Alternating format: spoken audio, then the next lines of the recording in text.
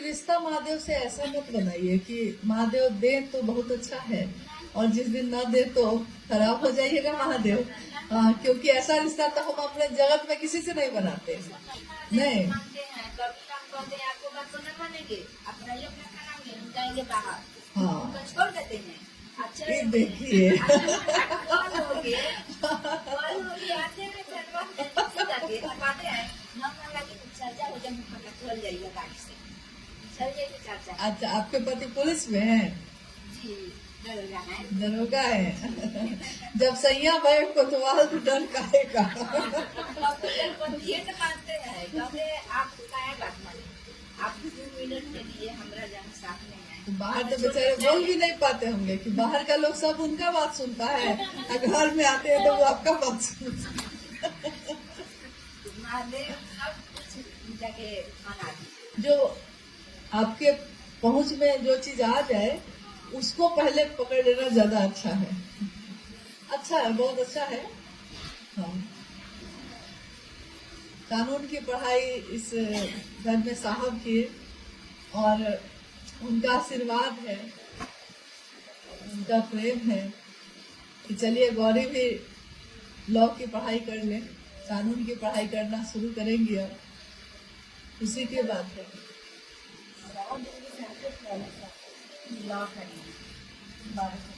हम बोले ना, इतने साल पहले भी साहब ने जो बात कही है मेरा मन पूरा विश्वास करता है कि उन्होंने जो बात कही है वही होगा।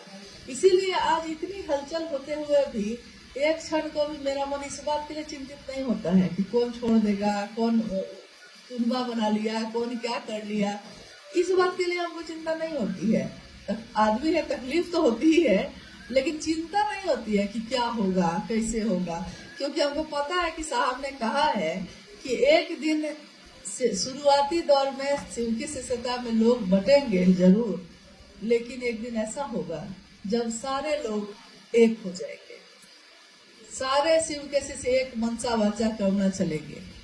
उन्होंने कहा है, इसलिए ये बात होके रहेगी। अब उसके बीच में हम लोग को जितना एक दूसरे से लड़ना होना है लोग लड़ ले, लेकिन होना वही है जो वो चाहे, होगा वही जो उन्होंने कहा है। हाँ, तो क्यों इसके लिए चिंता करें। साहब का टोपी वाला चर्चा थोड़ा कीजिए ना, एक बार सुने थे, हमको समझ में नहीं आया। क्या टोपी में जो साग टोपी पहनने शुरू किए थे, सब गुरु भाई टोपी पहनने लगे, थोड़ा दूसरे सुनने का ना। अच्छा नहीं आया था ये सुनने का, और फिर राधा ही से थोड़ा बोले थे हमको, बस समझ में आया। जैसे हुआ क्या कि पहले तो साहब टोपी नहीं पहनते थे।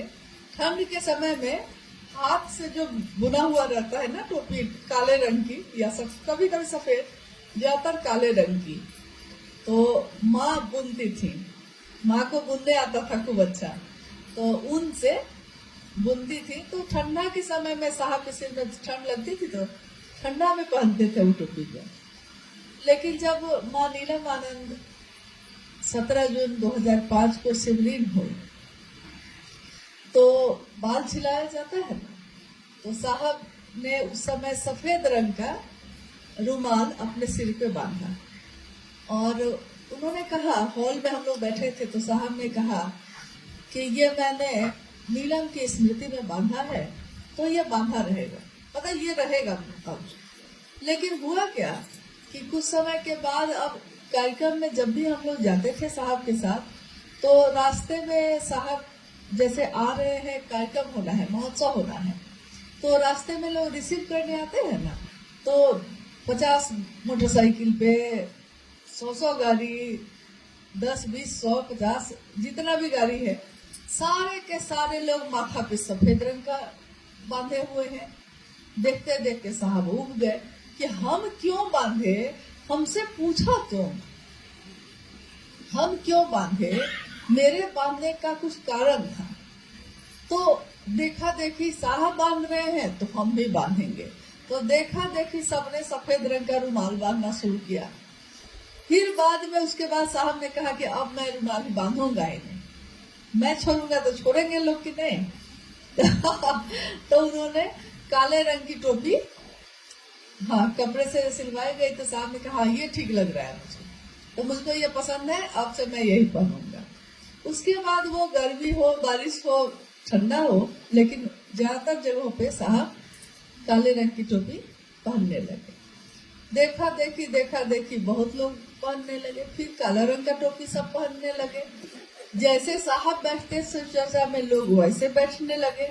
जैसे साहब को गले में प्रॉब्लम है, मतलब उनको गले में फुंसी जैसा कभी कभी हो जाता है, बोलते समय ना गला सूखता है उनको, तो इसके लिए ग्लास में पानी, थोड़ा हल्का सुसुम पानी हमेशा हम लोग रखते थे कि जैसे ही उनको गले में सूखा जैसा लगता था तो वो हाथ बढ़ा के पानी का ग्लास लेके 2 घूंट पी लेते थे, फिर रख देते थे। अब देखा देखी लोग ग्लास का पानी मंच पे, गुरु मंच पे रखने लगे। पानी का बोतल लेके लोग दौड़ने लगे। वरिष्ठ गुरु भाई आए हैं तो पानी का बोतल लेके लोग दौड़ने लगे, ग्लास में पानी लेके जाने लगे। ये भी साहब ने देखा। कोई पनबट्टा लेके घूमने लगे, पाँव पे पाँव चढ़ा के आबू पान निकाल के साहब वाले स्टाइल में खाने लगे। तो साहब ने एक दिन कहा कि मेरे जैसी टोपी तो पहन लोगे, मेरे जैसा पान भी खाने लगोगे, मेरे जैसे ग्लास में पानी लेके मंच पे पीने भी लगोगे, लेकिन मेरे जैसी नियत कहाँ से लाओगे? महादेव के लिए महादेव को मैंने चाहा है। महादेव को चाहने में मेरी नहीं थी कोई लोकेशना, न वित्तेषणा, न तो जो चतुष्टय होता है ना, अर्थ धर्म काम मोक्ष की कामना, ये सारी चीजें तो महादेव को गुरु बनाने और उनका काम करने के पीछे मेरी ऐसी कोई मनसा कभी थी ही नहीं, न है। लोकेशना मतलब कि लौकिक चीजों की चाहत, कि कोई मुझको ये दे देगा, कोई मुझको वो दे देगा। वित्तेषणा मतलब कि रुपए पैसे व्यापार का कोई काम, ऐसा मैंने शिव चर्चा में कभी किया ही नहीं। अर्थ धर्म से मैंने जोड़ा ही नहीं कभी।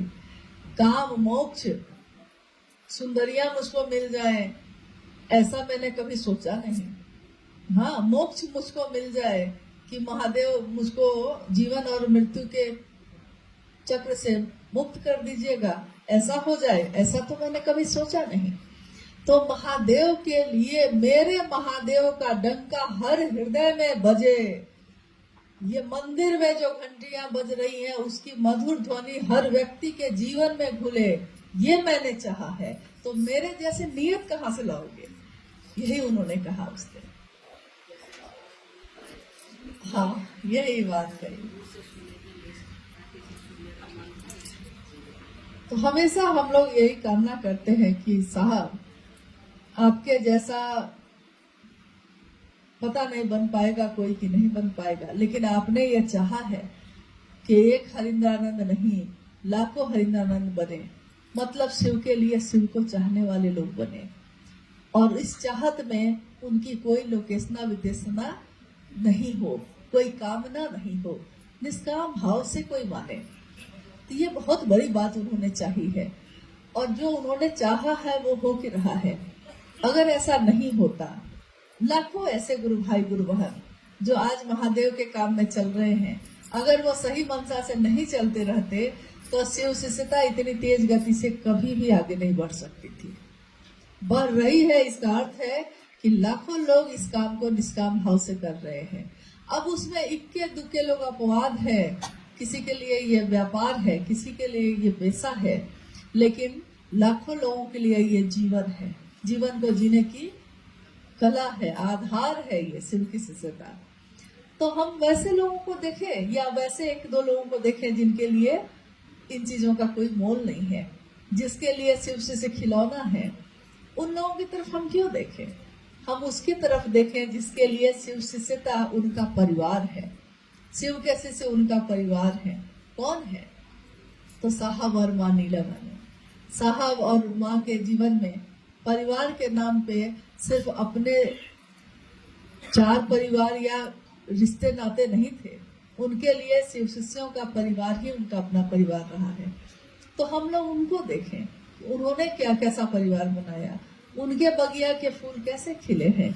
और एक फूल जब खिलता है तो आप देखी होंगी कि एक फूल अगर खिला है और वो मुरझाता है, यानी उसका एक जीवन है ना, मुरझाया है ना, वो मुरझाने के समय तक उसमें असंख्य बीज पैदा होते हैं। वो खुद मुरझा के एक फूल अगर गिरता है तो उस एक फूल से असंख्य बीज पैदा होते हैं। उसको फिर से जमीन में लगा दीजिए तो कितने फूल फिर से पैदा हो जाते हैं। तो शिव के शिष्य जो भी सही मंशा से चल रहे हैं, वो देखने में जो एक लग रहे हैं, वो एक शिव के शिष्य लाखों लोगों को पैदा करते हैं।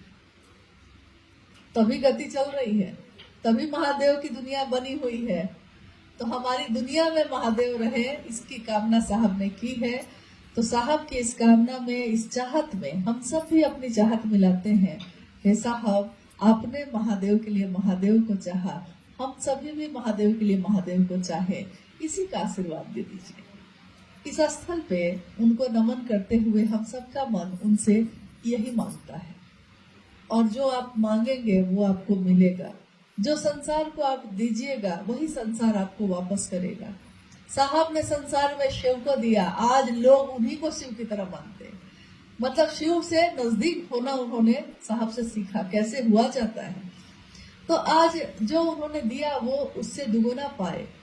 तो हम आप भी जो समाज को देंगे वही आप पाइएगा। तो महादेव दीजिए, महादेव लीजिए। महादेव लेकर आए हैं तो ठीक है, नहीं लेके आए हैं तो महादेव को लेकर जाइए।